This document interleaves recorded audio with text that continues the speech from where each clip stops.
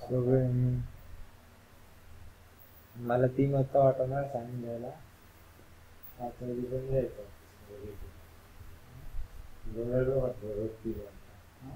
रोज 3 वाजता लोकांना भेटायला.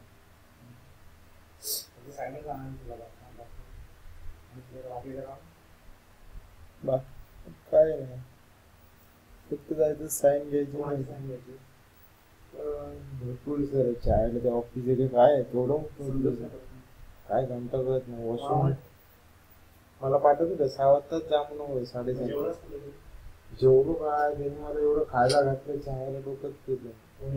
त्यांनी नुसते हे खा ते खा